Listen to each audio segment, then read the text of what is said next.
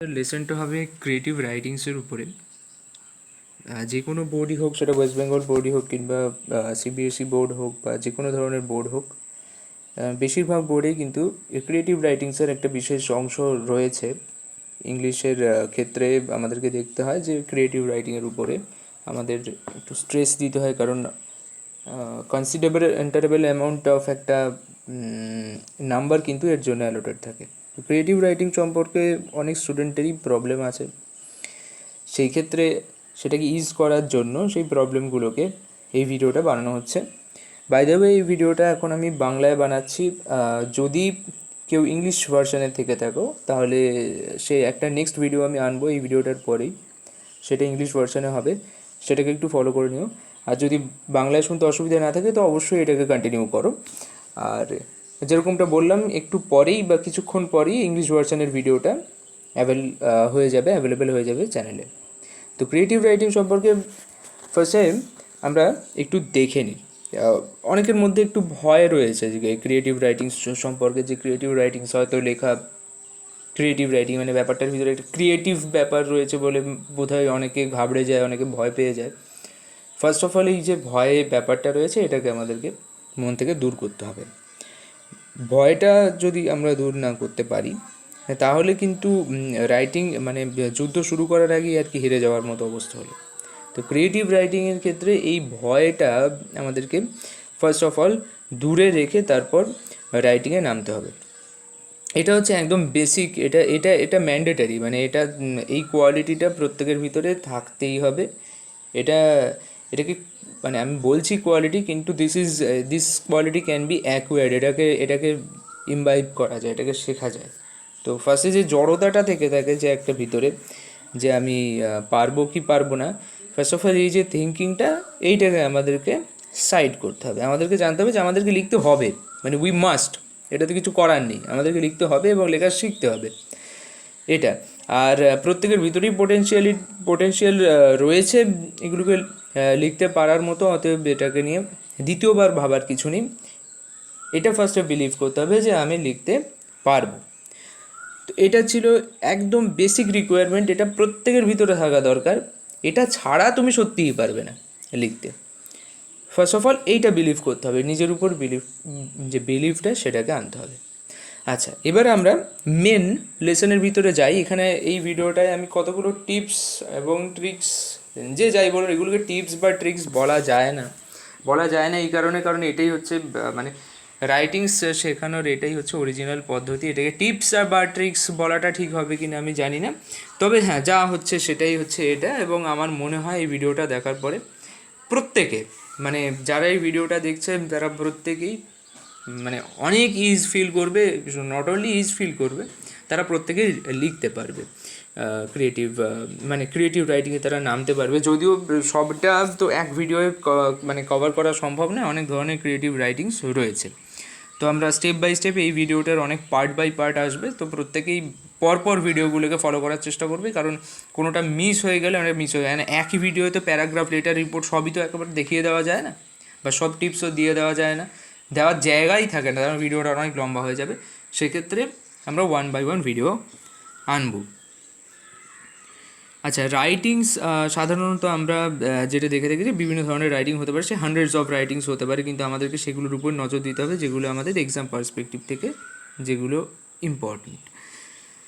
তো exam perspective থেকে কোনগুলো ইম্পর্টেন্ট যদি দেখি আমরা, সেক্ষেত্রে প্যারাগ্রাফ ইম্পর্টেন্ট হচ্ছে, লেটার্স ইম্পর্টেন্ট হচ্ছে, রিপোর্ট ইম্পর্টেন্ট হচ্ছে, স্টোরি রাইটিং ইম্পর্টেন্ট হচ্ছে, প্রসেসিং ইম্পর্টেন্ট হচ্ছে, ডায়ালগ, প্রেসি, এগুলো সমস্ত কিছু রয়েছে। তো প্যারাগ্রাফ ফার্স্টে আমরা কোনটাকে কী বলে একবার একটু চোখ বুলিয়ে নিই। প্যারাগ্রাফ রাইটিং কি? প্যারাগ্রাফ রাইটিং হচ্ছে যে কোনো জিনিসের উপর প্যারাগ্রাফ লিখতে দিতে পারে, যেরকম কোনো পশু, কোনো পাখি, বহু প্যারাগ্রাফ লিখতে দিতে পারে। ইয়োর এম ইন লাইফও প্যারাগ্রাফ হতে পারে, ইয়োর আইডিয়াল হিরো সেটাও প্যারাগ্রাফ হতে পারে। মানে everything can fall under this category paragraph. প্যারাগ্রাফের ভিতরে সমস্ত কিছু থাকতে পারে, মানে ইভেন একটা কোনো এক জায়গায় ভূমিকম্প হচ্ছে সেটার উপরেও প্যারাগ্রাফ লিখতে দিতে পারে। সো প্যারাগ্রাফের হিউজ এর ওয়ার্ক এরিয়া রয়েছে, এটার ভাস্ট ওয়ার্ক এরিয়ার মধ্যে পড়ে। প্যারাগ্রাফের মধ্যে অনেক কিছুই পড়তে পারে। এরপর আমরা আসছি লেটারকে সাধারণত, মানে লেটার মানে চিঠি আমরা যেটা জানি, চিঠিকে আমরা মূলত দুই ধরনের ভাগ করি, এক হচ্ছে ফর্মাল লেটার আর অন্যটা হচ্ছে ইনফর্মাল লেটার। তো ফর্মাল লেটারকে আমরা প্রথমে ইনফর্মাল লেটারটাকে আমি বুঝিয়ে দিই। যে আমরা যে ধরনের লেটার বন্ধুকে ফ্যামিলিকে লিখি, মানে যেগুলো হচ্ছে আমাদের পার্সোনাল লেটার আমরা যেগুলোকে বলে থাকি, সেইগুলো হচ্ছে ইনফর্মাল লেটারের মধ্যে পড়ে। যেগুলোকে বন্ধু, ফ্যামিলি, আমরা ইত্যাদি ইত্যাদিকে লিখে থাকি, সেগুলো হচ্ছে ইনফর্মাল লেটারের মধ্যে পড়ছে। আচ্ছা, এবার হচ্ছে আমরা ফর্মাল লেটারের মধ্যে ফার্স্টে আছে একটা এডিটোরিয়াল লেটার। এডিটোরিয়াল লেটার কি, যেগুলো আমরা এডিটরকে লিখি, সংবাদপত্রের প্রতিবেদককে, মানে সংবাদপত্রে ছাপা হবে, আমরা একটা লেটার লিখলে তার জন্য যে লেটার, প্রতিবেদক এডিটরকে যে চিঠিগুলো লিখি, সেগুলো হচ্ছে এডিটোরিয়াল লেটার। আমরা জানবো এগুলো, এলাবোরেট করে জানবো পরবর্তী ভিডিওগুলোতে। মানে সিম্পলি বলতে গেলে, অল্প কথায়, সংবাদপত্রের যে এডিটর, প্রতিবেদক মানে সম্পাদককে আমরা যে চিঠিগুলো লিখি, সে ডিফারেন্ট থিংসের উপরে বেস করে আমরা লিখতে পারি, সেগুলো হচ্ছে এডিটোরিয়াল লেটার। নেক্সট আছে অ্যাপ্লিকেশন। অ্যাপ্লিকেশন বলতে আমরা বুঝে থাকি বিভিন্ন ধরনের অ্যাপ্লিকেশন, সেগুলো আমাদের হেডমাস্টার বা হেডমিস্ট্রেসকে অ্যাপ্লিকেশন হতে পারে, ছুটির অ্যাপ্লিকেশন, বা তুমি ছুটি করেছো তার জন্য তোমাকে অ্যাপ্লিকেশন করতে বলা হয়েছে, অথবা ফ্রি বুক অ্যাভেল করার জন্য অ্যাপ্লিকেশন, অথবা লাইব্রেরি ফিস হাফ করে দেওয়ার জন্য অ্যাপ্লিকেশন, এই কাইন্ড অফ অ্যাপ্লিকেশন এর মধ্যে পড়ে। তাছাড়া অ্যাপ্লিকেশন শুধুমাত্র হেডমাস্টার বা হেডমিস্ট্রেসকেই নয়, মিউনিসিপ্যালিটির চেয়ারম্যানকে তুমি অ্যাপ্লিকেশন লিখতে পারো, পুলিশ স্টেশনে, লোকাল পুলিশ স্টেশনে অ্যাপ্লিকেশন লিখতে হতে পারে, ব্যাঙ্কে অ্যাপ্লিকেশন লিখতে হতে পারে। তো every kind of application is falling under this, and this is one type of formal letter. এবার এগুলো আমরা ফর্মাল লেটারের ক্যাটাগরির মধ্যে পড়ছে। নেক্সট হচ্ছে লেটার টু গভর্নমেন্ট অফিসিয়ালস আর আদার অফিসিয়ালস। হ্যাঁ, এবার বাকি যে কটা থেকে থাকে সেগুলো হচ্ছে যে কোনো অফিসের বা অফিসিয়ালকে, বা কোনো অফিসে বা কোনো অফিসারকে যে চিঠিগুলো আমরা লিখি বিভিন্ন ডিফারেন্ট রিজনে, সেগুলো হচ্ছে এর মধ্যে পড়ে। তো this is all about the letters. লেটার্সের মধ্যে সাধারণত এইগুলোই পড়ে, এর বাইরে খুব একটা বেশি কিছু কভার্ড হয়ও না। যাই হোক, এরপরে আমরা আসছি রিপোর্ট রাইটিংয়ের ব্যাপারে। রিপোর্ট রাইটিংকে আমরা দুই ভাগে ভাগ করব, এক হচ্ছে রিপোর্টিং অ্যান্ড ইভেন্ট, একটা হচ্ছে newspaper report. Reporting and event কী হলো, প্রোগ্রাম, যে কোনো মানে স্কুলে একটা প্রোগ্রাম হয়েছে, অথবা তোমার ভিসিনিটিতে, তোমার লোকালিটিতে কোনো একটা প্রোগ্রাম হয়েছে, অথবা সেভ ড্রাইভ সেভ লাইফ একটা ক্যাম্পেইন করা হয়েছে কলকাতা পুলিশের তরফ থেকে, এই ধরনের যে কোনো ধরনের প্রোগ্রাম হয়েছে, অথবা তোমার স্কুলে রবীন্দ্র জয়ন্তী পালিত হয়েছে। So that this kind of events, if something is happening, then you are reporting that thing, that is falling under reporting an event. Now newspaper report about, we all know that we all know what kind of thing is newspaper আমরা সকলে পড়ে থাকি, সেখানে যে নিউজগুলো প্রকাশিত হয়, কোনো একটা ঘটনা ঘটলো, সেগুলোকে রিপোর্ট করা, সেটা হচ্ছে নিউজ পেপার রিপোর্টের আন্ডারে পড়ে। তাহলে আমরা দেখে নিলাম যে what are the difference between reporting an event and news paper report. Now we will consider on stories. Story দুই ধরনের হতে পারে, ফিকশনাল অ্যান্ড নন ফিকশনাল। আমি খুব তাড়াতাড়ি ডিফারেন্সগুলো বলে দিচ্ছি, এগুলো সম্পর্কে ধারণা থাকা খুবই প্রয়োজন, তা না হলে ঠিক ক্লিয়ার ধারণাটা না থাকলে কিন্তু লিখতে পারাটা মানে অসুবিধাজনক হয়ে যাবে। তো সেই কারণে খুব তাড়াতাড়ি এইগুলোর উপর চোখ বুলিয়ে নিচ্ছি। Stories can be of both type, fictional and non fictional. Fictional জিনিসগুলো বাংলায় যেটাকে বলি আমরা কল্পনার উপর বেস করে যে স্টোরিগুলো, যেমন ধরো আমরা পঞ্চতন্ত্রের গল্প বলি, আমরা জাতকার টেলস যেগুলো বলি, জাতকের গল্প, সেইগুলো আসছে ফিকশনাল স্টোরিজের আন্ডারে, যেখানে আমরা সাধারণত দেখে থাকি মোরালস থাকে, গল্প শেষে আমরা কিছু শিখতে পারি, এবং সেটাকে আমাদেরকে আলাদা করে মেনশনও করতে হয়, হাইলাইটও করে দিতে হয়, this is the moral that is from this story. Now we will discuss about non fictional, that are the stories of real world. আমরা ফিকশনাল স্টোরির ক্ষেত্রে দেখে থাকি পঞ্চতন্ত্রের গল্পে হাতি কথা বলছে, হরিণ, বাঁদর সবাই কথা বলছে, যেন একে অপরের সাথে like human being they are interacting with each other, that means the characters are personified. তো এইগুলো হচ্ছে পঞ্চতন্ত্রের গল্প, জাতকের গল্প, এগুলো সাধারণত হ্যারি পটারে যেরকম আমরা দেখে থাকি যে ঝ্যাঁটা উড়ছে, এরকম জিনিসগুলো, এগুলো ফিকশনাল, এগুলো হচ্ছে কল্পনার উপর, এগুলো কোনো সত্যি হওয়া সম্ভব না, but this are called the fictional stories, it is to amuse the public or amuse the reader. তো সেগুলো হচ্ছে ফিকশনাল স্টোরির মধ্যে পড়ে। বা নন ফিকশনাল যে গল্পগুলো রয়েছে, সেগুলো কিন্তু রিয়েল মান্ডেন ওয়ার্ল্ডের উপরে বেস করে থাকে। That means the stories that are there in the non-fictional category, those are very much real. Those stories deal with real people and real incidents. তো সেইগুলো হচ্ছে নন ফিকশনাল। তো আশা করি বোঝা গেছে যে স্টোরির মধ্যে ফিকশন আর নন ফিকশনের মধ্যে তফাৎ থাকে। নেক্সট আমরা যাব প্রসেসিং আছে। এটা আমি জানি না এটা ওয়েস্ট বেঙ্গল বোর্ড ছাড়া আর কোনো বোর্ডের ক্ষেত্রে কোনোভাবে ইম্পর্টেন্ট কিনা, তবে ওয়েস্ট বেঙ্গল বোর্ডে যারা তাদের ক্ষেত্রে এটা অবশ্যই ইম্পর্টেন্ট এবং it's a huge scoring area if you learn how to write a processing, so it will be huge beneficial for you. Now processing কি জিনিসটা হচ্ছে describing the process of preparing something or some event, মানে কোনো জিনিসটা prepare হচ্ছে, সেটা চা prepare থেকে শুরু করে ম্যাগি হতে পারে, মানে ম্যাগিতে প্রিপারেশনের স্টেপ খুব কমই হতে পারে, বাট হতে পারে।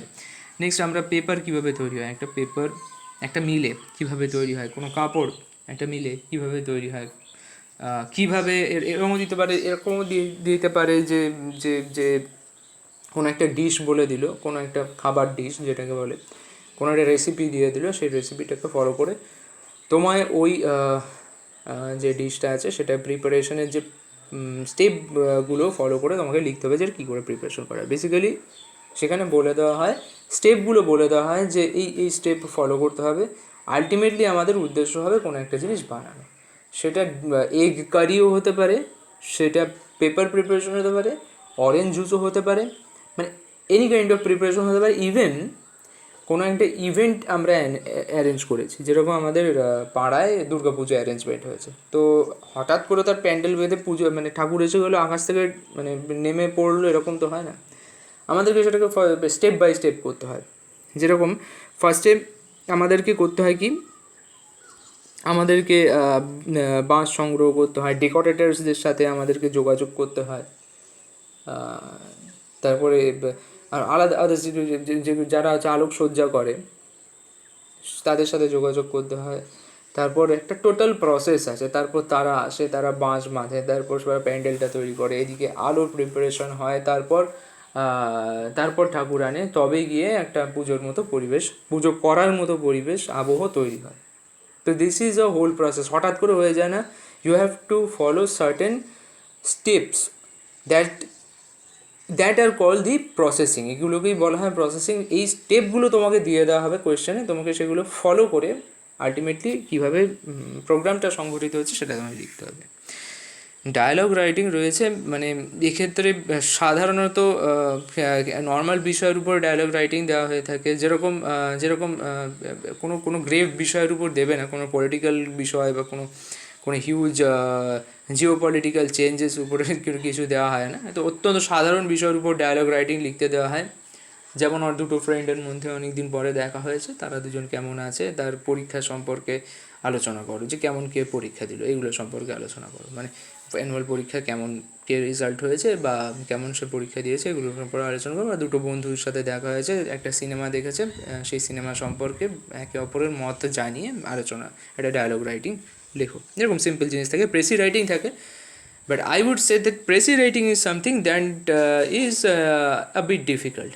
I will not that say difficult. Presi writing, what is called presi. Presi and summary are different things. Summary জিনিসটা হচ্ছে কোনো জিনিসকে ছোটো করে লেখা, প্রেসি হচ্ছে কোনো জিনিসের কোনো বড় প্যাসেজ পড়ে তার জিস্ট, মানে জিস্টও বলা যাবে না, তার যে সেন্ট্রাল আইডিয়া সেটাকে লেখা, সেটা হচ্ছে প্রেসি রাইটিং। ওগুলো আসবো আমরা, তো সিম্পলি বলতে গেলে এইটুকুই। তো এই ধরনের সাধারণত কতগুলো ডিভিশন আমরা করলাম, এরপরে অনেক কিছু ডিভিশন থাকতে পারে। বিভিন্ন স্টেট বোর্ড এবং বিভিন্ন স্টেট বোর্ডে এর অনেক রকম ডিফারেন্স থাকতে পারে, কিছু জিনিস অ্যাড হতে পারে, কিছু জিনিস এখান থেকে নাও লাগতে পারে, তো যার যেটা লাগবে সে সেটাই কাজে লাগাবে। তো এই ধরনের আমরা ফার্স্টে ডিফারেন্সিয়েট করে নিলাম যে কোনটা কী ধরনের রাইটিং। তো এবার আমরা কিন্তু ফার্স্টে মানে ডিসকাস করব একসাথে প্যারাগ্রাফ, লেটার অ্যান্ড রিপোর্ট। হ্যাঁ, এখন অনেকের প্রশ্ন হতে পারে যে প্যারাগ্রাফ তো আলাদা রকম ফরম্যাট, লেটার তো আলাদা রকম ফরম্যাটে লেখা হয়, লেটারের মধ্যে আবার এডিটোরিয়াল লেটারের অন্যরকম ফরম্যাট, আর পার্সোনাল লেটারের অন্যরকম ফরম্যাট হয়, আবার রিপোর্ট রাইটিংয়ের মধ্যেও আবার এই দুটোর সাথে কোনো মিল নেই। তাহলে কি করে আমরা তিনটে একসাথে শিখব? আমার এখানে সেন্ট্রাল আইডিয়া হচ্ছে তাদের মধ্যে যে কোনো ধর প্যারাগ্রাফ হোক, লেটার হোক বা রিপোর্ট হোক, তাদের যে মেন কন্টেন্টটা আছে না, সাবজেক্ট ম্যাটারটা আছে, সেটাকে নিয়ে ডিসকাস করা। রইল বাকি এই মানে structure of this writings R concern, সেগুলো তো জাস্ট একটা শিখে নিলেই হয়ে যায়, মানে একটা এডিটোরিয়াল লেটারের স্ট্রাকচার শিখে নেবে, বাকিগুলো হয়ে যাবে। একটা পার্সোনাল লেটার লেখার স্ট্রাকচার শিখে নেবে, বাকিগুলো হয়ে যাবে। এবং স্ট্রাকচারের উপর একটা ভালো নাম্বারও থাকে যে কোনো পরীক্ষায়, স্ট্রাকচারটা ঠিক করতে পারলে 2-3 নাম্বার দিয়ে দেয়।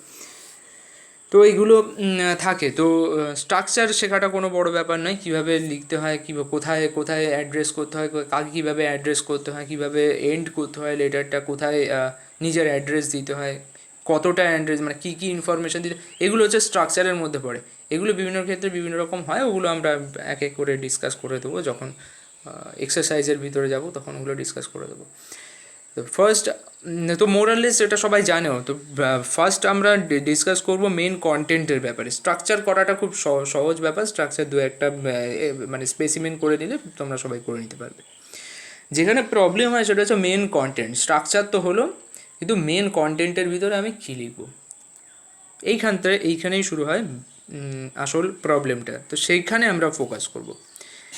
আচ্ছা, প্যারাগ্রাফ হোক, লেটার হোক, রিপোর্ট হোক, সব কটার ক্ষেত্রে কিন্তু প্যারালালি আমি বলছি, এর জন্য আলাদা কিছু হবে না। মেন কন্টেন্টের ক্ষেত্রে প্যারাগ্রাফ, লেটার এবং রিপোর্ট আমি একসাথে আলোচনা করছি, এর ক্ষেত্রে কোনো আলাদা কোনো ভিডিও কিন্তু আসবে না। মেন কন্টেন্ট যেটা, সেটা কীভাবে লিখতে হয়, সেটা প্যারাগ্রাফ হোক, লেটার হোক বা রিপোর্ট হোক। এখানে processing, dialogue, precis writing and story এগুলো ইনক্লুডেড নয়, এগুলোর জন্য আলাদা আসবে।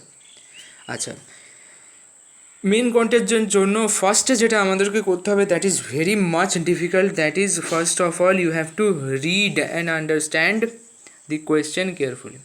কোয়েশ্চেনটাকে কেয়ারফুলি পড়া এবং কী চাইছে সেটাকে বোঝা খুব বেশি ইম্পর্ট্যান্ট। তারপর আসছে think about it to accumulate all the information that you have. প্যারাগ্রাফে যাই দিয়ে থাকুক না কেন, লেটারে যাই দিয়ে থাকুক না কেন, ফার্স্টে আমাদের পড়তে হবে, কোয়েশ্চেনটা খুব ভালো করে বুঝতে হবে। তারপর আমি ওই বিষয়টার উপর কতটুকু জানি সেটাকে মনে মনে ভেবে নিতে হবে। আমি এইটা বলার চেষ্টা করছি। সাপোজ একটা লেটার এসেছে যে মানে এখানে বলা হয়েছে যে আমাদেরকে নিউজ পেপার পড়তে হবে। তো তুমি তোমার ভাইকে চিঠি লেখো অ্যাডভাইস করে যে যে রোজ ডেলি আমাদের নিউজ পেপার পড়া উচিত, সেইটা সম্পর্কে অ্যাডভাইস দিয়ে তুমি তোমার ভাইকে চিঠি লেখো। তো অ্যাট ফার্স্ট তোমাকে পড়তে হবে, কোয়েশ্চেনটা পড়ে বুঝতে হবে যে কী লিখতে দিয়েছে, যেরকম আমি বুঝলাম। এবার আমাকে চিন্তা করতে হবে আমি কি জানি ওই সাবজেক্টের উপরে, কি আমি জানি। এখন আমি যদি মানে এক্সাম হলে থাকি, তো আমি তো আর নেট সার্ফ করার টাইম পাবো না, বা নেট সার্ফ করার আমার প্রভিশনটা আমরা পাবো না। তো আমাকে ডিপেন্ড করতে হবে solely on what I know, what kind of information that I have in me. সেগুলোকে বাস অ্যাকিউমুলেট করতে হবে, অ্যাকিউমুলেট মানে এক জায়গায় সংগ্রহ করতে হবে। মনে মনে এবার ভাবতে হবে যে আমি কি জানি, আমার কি জানা আছে, নিউজ পেপার কী জিনিস, নিউজ পেপার পড়লে কী সুবিধা আছে, কী অসুবিধা আছে, এবং কেন অ্যাডভাইস করা হয় প্রত্যেককে নিউজ পেপার পড়ার জন্য, নিউজ পেপার পড়ার আইডিয়াল টাইম কী, যেগুলো আমি জানি, যেগুলো জানি সেইগুলো আমি ফার্স্টে মনে মনে ভেবে নিলাম। এগুলো আবার কোথাও লিখতে গেলে হবে না। I am thinking about when I am sitting in the examination hall. এবার rearrange the information in forms of points. এবার যে ইনফরমেশন গ্যাদার করলাম, এবার ইনফরমেশনগুলো গ্যাদার্ড হলো আমার মনের মধ্যে, এগুলো খুব হ্যাপাজার্ড ম্যানারে রয়েছে, এইগুলোকে পয়েন্ট আকারে মনে মনে ভেবে নিতে হবে।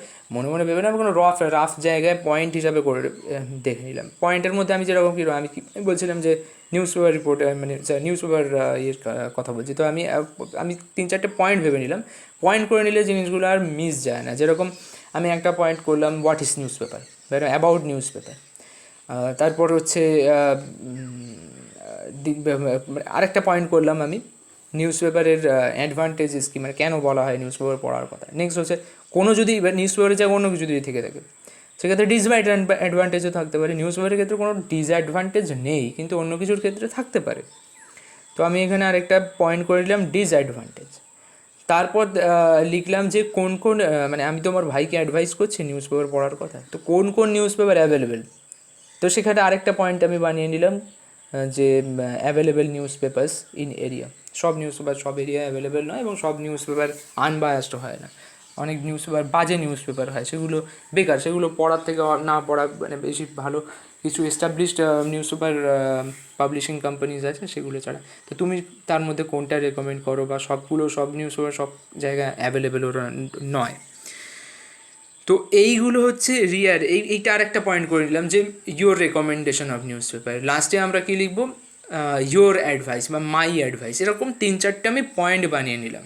এরকম পয়েন্ট 3-4টে আমার কাছে বানানো হয়ে গেলে আমি যখন লিখতে শুরু করবো আলটিমেটলি আমি গুছিয়ে লিখতে পারবো। নাহলে এই আজকে এখন একটা লাইন লিখছি, এখন অ্যাডভাইস দিচ্ছি, তার সঙ্গেই আমি ওখানে একটা নিউজ পেপারের নাম ঢুকিয়ে দিলাম, তারপর নিউজ পেপারের নাম ঢুকানোর আমি একটা ডিসঅ্যাডভান্টেজ লিখে দিলাম, তারপর আমি হঠাৎ করে চলে গেলাম আবার একটা অ্যাডভাইসে। এরকম হ্যাপাজার্ড হয়ে যায়, যে জিনিসগুলো মানে যেটা যে লেখার পড়ে যে একটা আনন্দ পাওয়া যায় সেই এক্সপিরিয়েন্সটাকে নষ্ট করে দেয়। তো সেই কারণে rearrange of information is very much important. তারপরে আমরা আসছি start writing avoiding any kind of complexity. এগুলো সব কিছু ভেবে নেওয়ার পরে আমাদেরকে রাইটিং শুরু করতে হবে, কিন্তু কোনো রকম কমপ্লেক্সিটি এড়িয়ে চলতে হবে। মানে যে কোনো ধরনের কমপ্লেক্স আইডিয়াকে মানে লেখার থেকে আমাদেরকে একটু বিরত থাকতে হবে। মানে তুমি একটা অনেক সময় আমাদের হয় কি, এমন একটা জিনিস মাথায় আসছে আমাদেরকে, যেটা মানে আমি লিখতে চাইছি কিন্তু ঠিক কীভাবে লিখবো সেটা বুঝতে পারছি না, কারণ জিনিসটা অনেক কমপ্লেক্স। মানে এখন যদি কাউকে ডেসক্রাইব, কারণ আমার খুব ভালো, আমার ইচ্ছা হচ্ছে খুব ভালো করে আমার ইচ্ছা হচ্ছে যে আমি কোনো একটা আমি এই যে করোনা ভাইরাস আছে, করোনা ভাইরাসের জিনোমটাকে আমি একটু ডেসক্রাইব করব, কিন্তু that is not possible. at least that is not possible to do in this short count of words। আমাদের 100 থেকে 150টা ওয়ার্ডের মধ্যে লেখা সম্ভব, and it is huge complex matter. So I cannot, আমার ইচ্ছা আছে হয়তো, আমি জানি, কিন্তু আমি ওটাকে লিখতে পারবো না, কারণ ওটা কমপ্লেক্স হয়ে যাবে ব্যাপারটা। এই ধরনের কমপ্লেক্সিটি, যেটা আমার লিখতে ইচ্ছা হচ্ছে কিন্তু আমি জানি যে আমি ঠিকঠাক এক্সপ্রেস করতে পারছি না নিজেকে, বা পারবো না ঠিকঠাক এক্সপ্রেস করতে নিজেকে যখন লিখতে যাব। তো এই ধরনের কমপ্লেক্সিটি কিন্তু অলওয়েজ অ্যাভয়েড করতে হবে, অ্যাভয়েড করতেই হবে এই ধরনের কমপ্লেক্সিটি। আর এই ধরনের কমপ্লেক্সিটির ভিতরে পড়লে বাকি লেখাটা পুরো মানে একদম নষ্ট হয়ে যাবে, একদম চটকে যাবে বাকি লেখাটা। নেক্সট থিং হচ্ছে কমপ্লেক্স ওয়ার্ডস ইউজ করলে ভালো নাম্বার পাওয়া যায়, এরকম কিছু মানুষের ধারণা আছে। তো আননেসেসারি কমপ্লেক্স ওয়ার্ডস ইউজ করা, আমি বলছি না necessary, if it is necessary, if it is increasing, it is বিউটিফাইং your writing, then you can use, but unnecessary use of complex words and complex phrases is complex sentences is totally wrong thing। যেখানে প্রয়োজন সেখানে আমি অবশ্যই use করব, এবং চেষ্টা করব আমরা সব ক্ষেত্রে যতটা সম্ভব সিম্পল রাখা যায় আমাদের লেখাটা। তো এই 4টে পয়েন্ট আমাদেরকে মনে রাখতে হবে। এবার আমরা যাই যে কীভাবে আমরা লিখতে হবে। ফার্স্ট একটা টপিক আমরা আজকে আলোচনা করব, যদিও এই ভিডিওটা অলরেডি 23 মিনিট হয়ে গেছে, এই ভিডিওতে আর এর এক্সারসাইজ করা হবে না, তবে ইন্ট্রোডাকশানটা করিয়ে দিচ্ছি। ন্যাচারাল ক্যালামিটিস, আমাদেরকে যদি ন্যাচারাল ক্যালামিটিস উপরে লিখতে দেয়, অথবা ম্যানমেড ডিজাস্টার যে কোনো ধরনের, সেগুলোকে তো লিখতে দিয়ে থাকে। আবার বলছি, প্যারাগ্রাফ লিখতে দিক, লেটার লিখতে দিক, অথবা রিপোর্ট লিখতে দিক, সবার ক্ষেত্রে কিন্তু এই পয়েন্টগুলোই ফলো করতে হবে। মানে if you are seeing anything, be it paragraph, letter or report, regarding any natural calamity or man-made disaster, you straightway find these points and abiding by these points, following these points, you can start writing। এটাই আমার বলার উদ্দেশ্য। আচ্ছা, natural ডিজাস্টারের ক্ষেত্রে দেখো, খুব simple জিনিস, আমরা সকলেই জানি, শুধু আমি জিনিসগুলো পয়েন্ট করে বোঝানোর চেষ্টা করেছি যাতে সবাই লিখতে পারে। ফার্স্ট থিং, ভেরি আমি একটা ন্যাচারাল ডিজাস্টারের কথা আগে ফার্স্টে ধরে নিই। একটা যে কোনো ন্যাচারাল ডিজাস্টার যেরকম হতে পারে, কোনো একটা ফ্লাড হয়ে গেল, কেরালায় ফ্লাড হয়ে গেল, এরকম একটা ন্যাচারাল ডিজাস্টার। বা এখানে আমরা বলেছি ম্যানমেড ডিজাস্টার। ম্যানমেড ডিজাস্টারের মধ্যে একদম রিসেন্টলি ঘটেছে যে ভাইজাগে যে গ্যাস প্ল্যান্টের থেকে যে গ্যাস লিক হয়েছে, সেইটার কথা আমি ধরে নিলাম। এগুলো হচ্ছে ম্যানমেড ডিজাস্টার। এগুলো ঠিক ন্যাচারাল নয়, এগুলো কোনো ন্যাচারাল ওয়েতে হচ্ছে না, মানুষ নিজেই গ্যাস প্ল্যান্ট স্থাপন করেছে। তো নেচার তো আর বলে যায়নি তুমি গ্যাস তৈরি করো, যাই হোক, মানুষ নিজেই গ্যাস প্ল্যান্ট স্থাপন করেছে, সেখান থেকে গ্যাস লিক হয়েছে, মানুষই মারা যাচ্ছে। That is the simple thing, that is one of the man made disasters. আচ্ছা, ফার্স্টে আমাদেরকে ডেট, টাইম এবং প্লেস লিখতে হবে। এটা তো একদম ইন জেনারেল, বাচ্চারও আইডিয়া আছে। ডেট, টাইম, প্লেস লিখতে হবে, কোথায় ঘটেছিল, কখন ঘটেছিল, কোন দিন ঘটেছিল, এগুলো তো আমাদের লিখতেই হবে। সে নিউজ পেপার রিপোর্টে হোক বা বা বা আমরা এমনি একটা তোমার ভাইকে লেখা চিঠিতে হোক, যেখানেই এই নিয়ে এই জিনিসগুলো নিয়ে ডিল হবে, সেখানে এটা লিখতে হবে। নেক্সট থিং হচ্ছে ইনসিডেন্ট অ্যান্ড ইটস সিভিরিটি। সেভিরিটি মানে হচ্ছে এর মানে এটা কতটা মানে ইম্প্যাক্টফুল ছিল, মানব সভ্যতার উপর কতটা এর প্রভাব পড়েছে। এই ইনসিডেন্টটাকে ফার্স্টে ডিসক্রাইব করতে হবে। নেক্সট পয়েন্টে যে কী ঘটেছে, ঘটনাটাকে ডিসক্রাইব করতে হবে, এবং এই ঘটনার ফলে কী কী হয়েছে, মানে এর এর সিভিরিটি কত, এর মানে প্রভাব কি কতটা বেশি বা কত কম, সেটাকে লিখতে হবে। নেক্সট থিং হচ্ছে অ্যাফেক্টেড সাবজেক্টস। অ্যাফেক্টেড সাবজেক্টস মানে হচ্ছে কারা অ্যাফেক্ট হয়েছে। এখানে মানুষ অ্যাফেক্টেড হয়েছে না পশু পাখি অ্যাফেক্টেড হয়েছে, মানে সব কিছুতেই কিন্তু মানুষ অ্যাফেক্টেড হয় না। This is a wrong notion. যেরকম আমরা দেখেছি বিভিন্ন ধরনের ভাইরাস আছে, যে ভাইরাসগুলো those viruses attack only the animals. So এখানে অ্যাফেক্টেড সাবজেক্টস কে, মানে কে কে অ্যাফেক্টেড হয়েছে।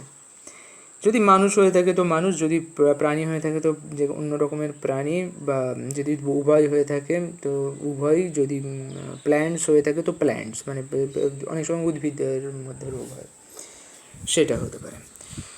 এরপরে আমরা ডিসকাস করব harm or loss of life or injury. এর ফলে কতটা ক্ষতি হয়েছে, কে কে হার্মড হয়েছে, কে কে ক্ষতিগ্রস্ত হয়েছে, কে কে প্রাণ হারিয়েছে, বা কে কে ইনজিওর্ড হয়েছে, সেটার উপর ডিসকাস করব। নেক্সট থিং আমরা হবে রোল অফ হিউম্যান হ্যান্ড। এর ক্ষেত্রে এই মানুষের কোনো যোগাযোগ রয়েছে কিনা। যদি ন্যাচারাল কোনো ক্যালামিটি হয়, মানে বন্যা, ভূমিকম্প, সেক্ষেত্রে মানুষের হাত খুব কমই থাকে, যদিও একেবারে থাকে না তা বলা ভুল হবে, কিন্তু ওগুলোই সাধারণত মানুষের হাত কম থাকে। কিন্তু ম্যানমেড ডিজাস্টার যেগুলো রয়েছে, যেরকম এক্ষেত্রে আমরা বাস অ্যাক্সিডেন্টকেও বলতে পারি, ট্রেন অ্যাক্সিডেন্টকেও বলতে পারি, গ্যাস প্ল্যান্টে দুর্ঘটনাও বলতে পারি, বা যে কোনো fire breakout in any kind of factory or office, সব কিছুগুলো আমরা হিউম্যান হ্যান্ডের, মানে টেররিস্ট অ্যাটাক হতে পারে, এগুলো তো মানুষের দ্বারা করা। সেক্ষেত্রে রোল অফ হিউম্যান হ্যান্ড, কারা এর পিছনে রেসপন্সিবল আছে, সেইটা এখানে ডিসকাস করতে হবে। নেক্সট হচ্ছে steps from government or rescue operation or arrest of responsibles. এরপরে গভর্নমেন্ট কী মানে নিয়েছে, মানে স্টেপ নিয়েছে, কী রেস্কিউ অপারেশন আদৌ হয়েছে কি না, আবার অ্যারেস্ট করা হয়েছে কি না যারা রেসপন্সিবল তাদেরকে, কতক্ষণ পরে অ্যারেস্ট হয়েছে, কতক্ষণ পরে পুলিশ গিয়ে পৌঁছেছে ঘটনাস্থলে, এইগুলো এখানে ডিসকাস করতে হবে। তারপর রয়েছে your view, how it could be avoided. তোমার কি নিজের মনে হয়, তোমার ভিউ কী, এবং কীভাবে এটাকে অ্যাভয়েড করা যেত বলে তোমার মনে হয়। এটা হয়ে গেল। এর মধ্যে আমরা সাধারণত আবার কতগুলো মানে ইনস্ট্যান্স দিয়ে দিয়েছি কী কী হতে পারে। ন্যাচারাল ডিজাস্টারের মধ্যে হতে পারে যেমন ফ্লাড, আর্থকোয়েক, বন্যা, ভূমিকম্প, সাইক্লোন হতে পারে, বিভিন্ন রকমের ডিজিজ, আজকে যেমন করোনা ভাইরাস চলছে, বা এই ধরনের অনেক ডিজিজ আছে যেগুলোর মধ্যে আমরা পড়তে পারি।